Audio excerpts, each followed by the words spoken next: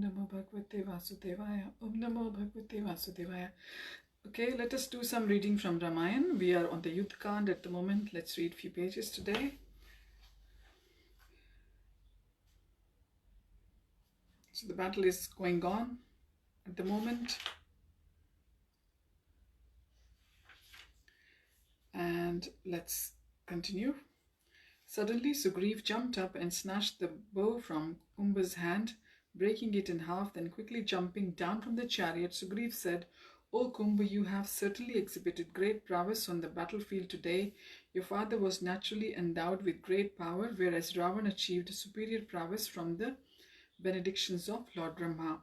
You, however, are powerful in both ways. O Rakshas, I would have killed you just now, but since you're exhausted after so much fighting, I request you to return to Lanka for rest.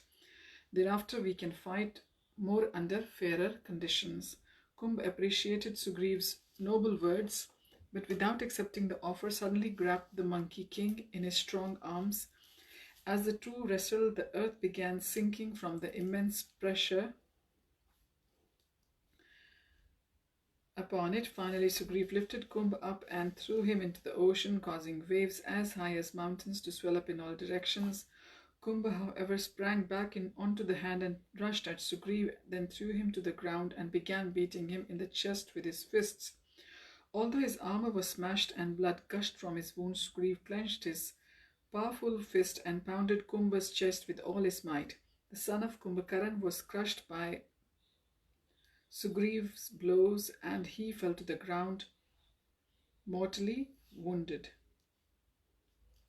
Seeing his elder brother slain, Nikumbha began to roar so loudly and swing his club so wildly that all the monkeys and Rakshasas became paralyzed with fear. As Hanuman came before him, Nikumbha struck him in the chest with his terrible club, but when the club hit mighty Hanuman, it merely shattered into 100 pieces. Hanuman then smashed his clenched fist open upon Nikumbha's chest, causing the Rakshas to stagger backwards. Upon recovering himself, however, Nikumbha captured Hanuman in his arms and began to carry him away. Hanuman soon escaped Nikumbha's clutches and dashed his opponent to the ground. Hanuman then pounded upon his foe and began to crush him with his knees. At the same time, the heroic son of Vayu grabbed Nikumbha by the neck and began twisting until he tore the Rakshasa's head from his trunk. Upon witnessing this ghastly feat, the monkeys shouted with joy. When Ravan received news of Nikumbha's death, he ordered the son of Khar named Maharaksha to fight with Ram and Lakshman. Maharaksha approached the battlefield boasting of his prowess, but inauspicious omens suggested his coming defeat. The whip slipped from his charioteer's hands, and his flagpole fell to the ground. His horses faltered with tears in his eyes, seeming depressed. Likewise, a severe dust storm suddenly manifested, bringing gloom and darkness. Maharaksha, however, ignored these omens and confidently approached the battlefield. When the fighting began, Maharaksha slayed many monkeys with his arrows. Then, as the Rakshasas rode triumphantly and the monkeys fled for their lives, Ram took up his bow and began sending down torrents of arrows upon the Rakshasas. The enraged Maharaksha then challenged Ram with harsh words. Ram, however, merely laughed, exclaiming, "O proud fool, there has never been a war that was won merely by words." Maharaksha then released a steady stream of arrows, but Ram blasted them all to pieces with his own.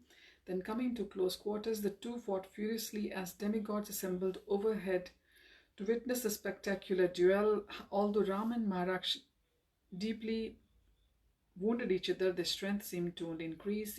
Indeed, they shot so many arrows that the view of the battlefield was obscured. Then, flaring with rage, Ram split Maharaksha's bow in half, smashed his chariot to pieces, and killed his driver and horses. Jumping down from the broken chariot, Maharaksha took up a spear given to him by Rudra and pitched it at Ram. Ram, however, cut the spear to pieces with his arrows. Then, as Ram fitted an Agni weapon to his bowstring, Maharaksha madly rushed toward him with an upraised fist, but before the Rakshas could reach him, Ram fired a celestial arrow that entered Maharaksha's heart and killed him. When Raksha's army saw their leader slain, they fled back to Lanka. Thereafter, Ravan ordered Indrajit to re-enter the battle.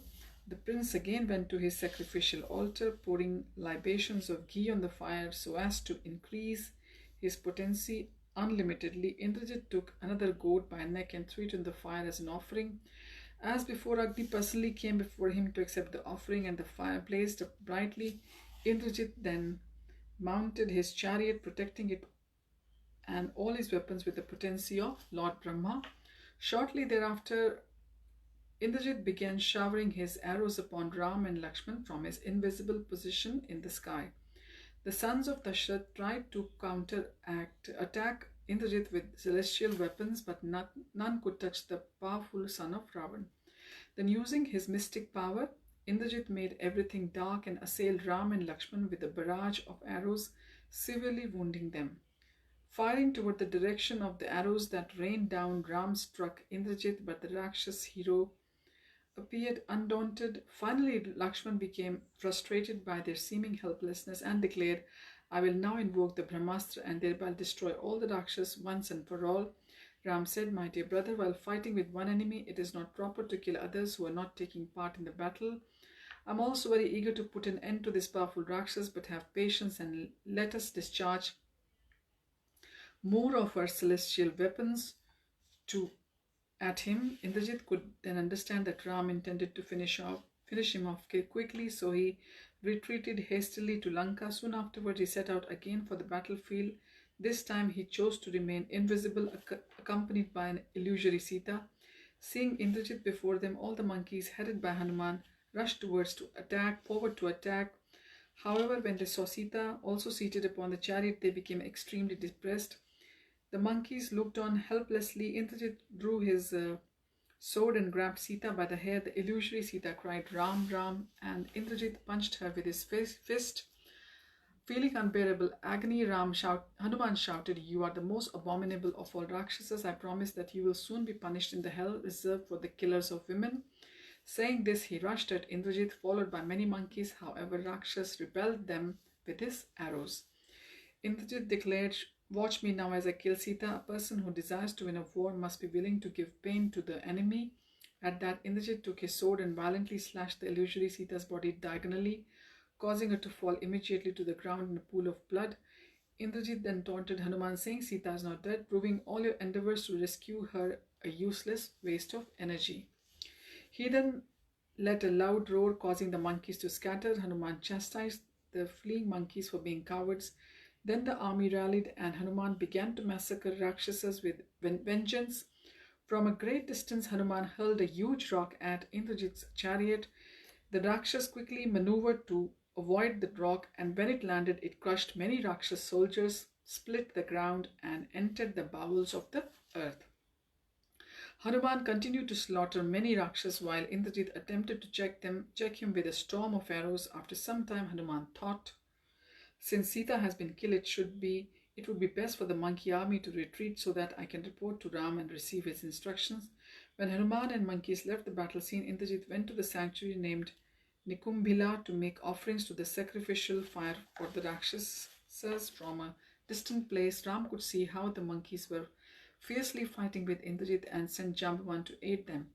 Jambavan met Hanuman and the monkeys as they retreated. And we will continue our reading from here onwards. The battle still continues between Ram and Ravan, and I think not much is left when we hear about the killing of Ravan very soon. So we'll continue tomorrow. Thanks for watching. Thanks for joining. Hare Krishna.